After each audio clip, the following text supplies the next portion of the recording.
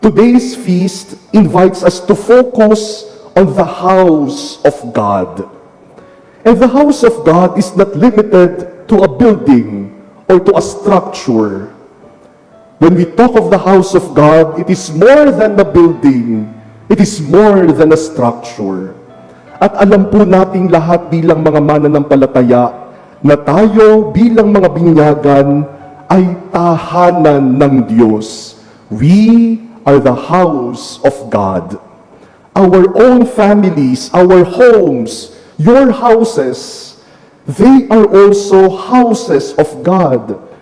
Ang ating tahanan, tahanan din ng Diyos. Ang buong mundo, ang kalikasan, ang ating environment, yan, tahanan din ng Diyos. At ang ating mundo, ang ating lipunan, ang ating bansa, tahanan din ng Diyos. Kaya nga kung paanong inaasahan natin na ang simbahan bilang building, bilang structure, katulad ng chapel na ito, ay malinis, maayos, at banal dahil tahanan ng Diyos.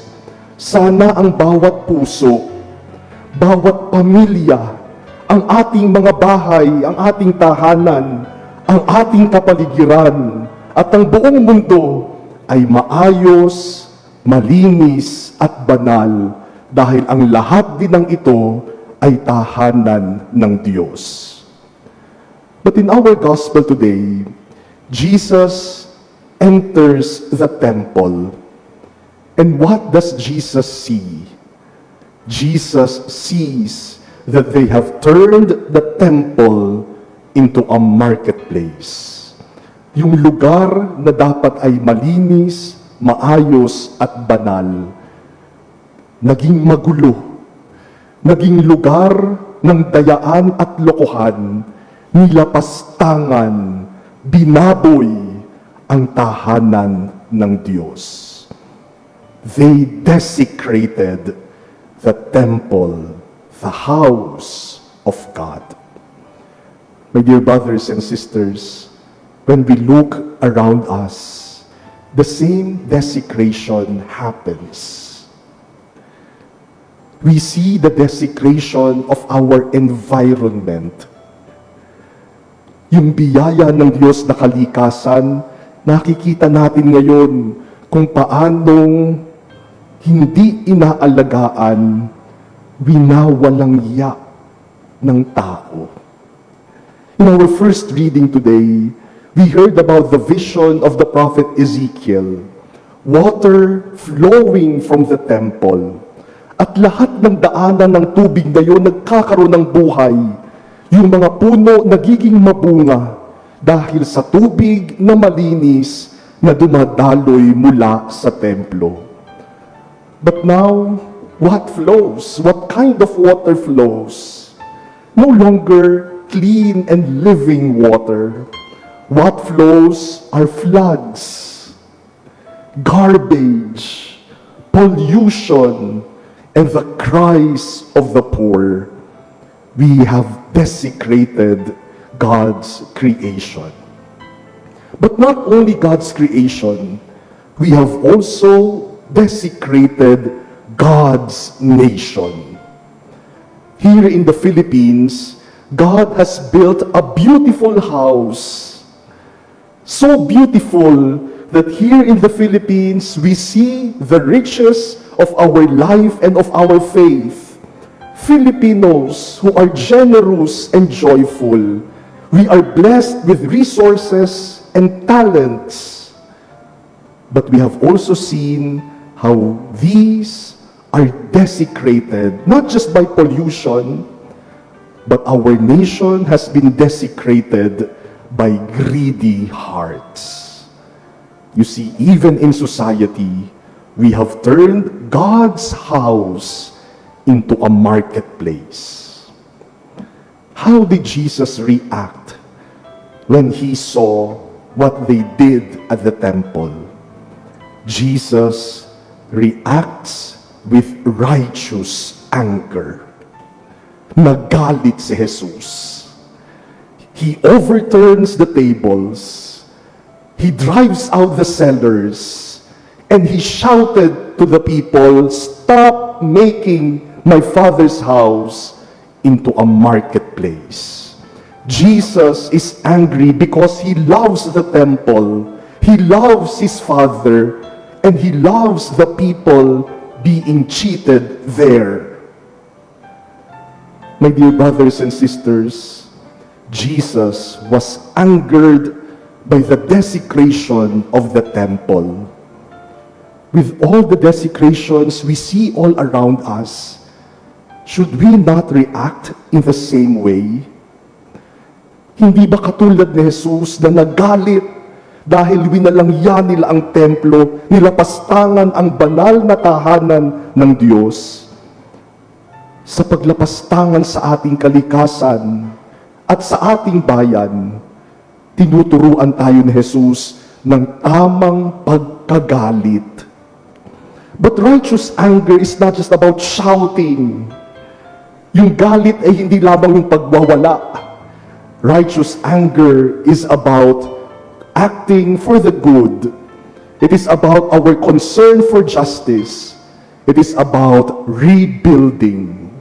That is why Jesus also said, "Destroy this temple, and in 3 days, I will raise it up."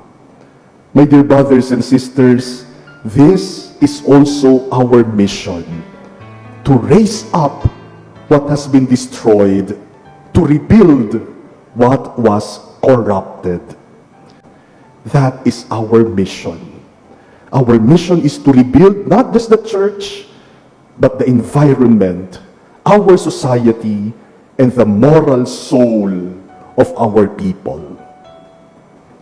When we refuse to join in corruption and bribery, when we protect and take care of our environment, when we continue to be honest, even if other people cheat, when we support leaders who serve and not those who steal, when we pray for the conversion of those who steal and demand justice and accountability, these are what it means to rebuild.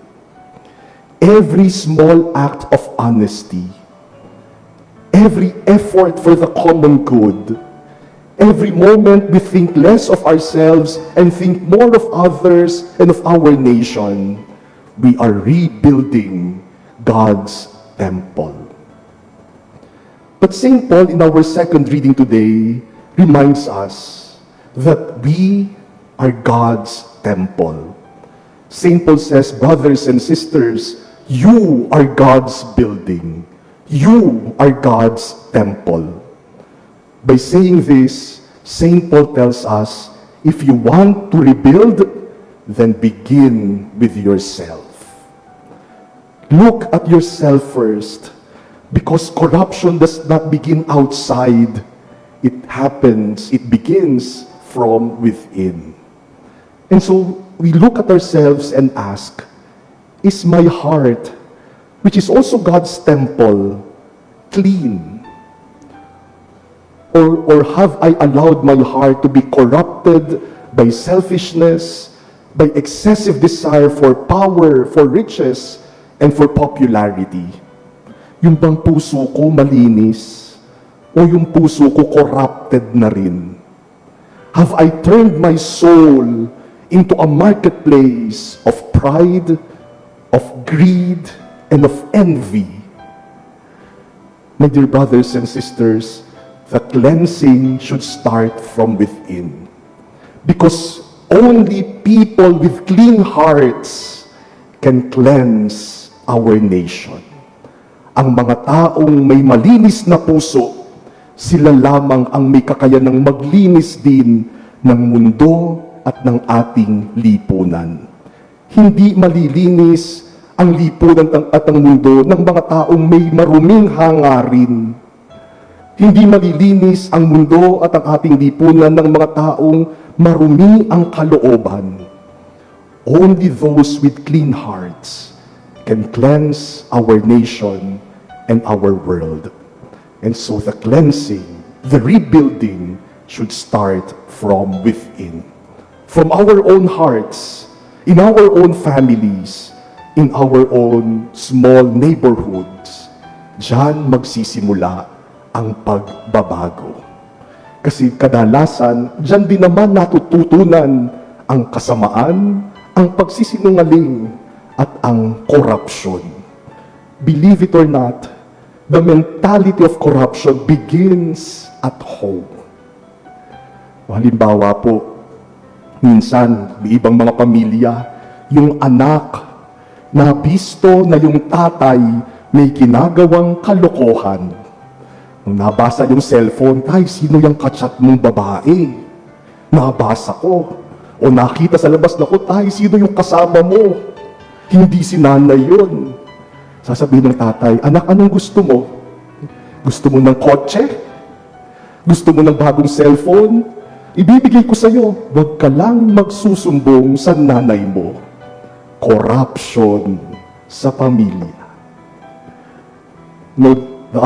Last Tuesday, I attended a conference where one of the speakers is a mayor in one of the cities here in Metro Manila. And one of the images that he shared that really struck me is the idea that really corruption begins from within. Sabi niya halimbawa, may isang driver, nagdadrive tayo sa mga kalsada natin dito sa Pilipinas. Kapag tayo'y nagdadrive at nakakita tayo ng pulis, nakakita tayo ng traffic enforcer, anong unang pumapasok sa isip natin? Kaya nandyan yan, naghahanap yan ng mahuhuli, para may pangtanghalian, para may pangmerienda. At kapag nahuli tayo, binababa pa lang natin yung bintana natin, iniisip na natin, maglalagay na lang ako para hindi na abala. Saan nagsimula yung corruption? Doon sa pananaw natin na ang pulis na yan, ang enforcer na yan, mangongotong lang. But bring that same driver to Japan. Bring that same driver to the United States. Bring that same driver to Europe. Pag nakakita ba yan ng pulis doon sa ibang bansa, sasabihin ba nila, mangongotong lang tong pulis na ito? Hindi.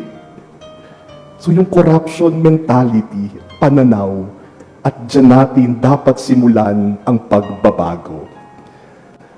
My dear brothers and sisters, as we celebrate today, the feast of the dedication of the Lateran Basilica, let us ask Jesus to overturn the tables of our hearts, our institutions, and of our nation. And let us embark on the mission of rebuilding through truth, justice, accountability, and compassion.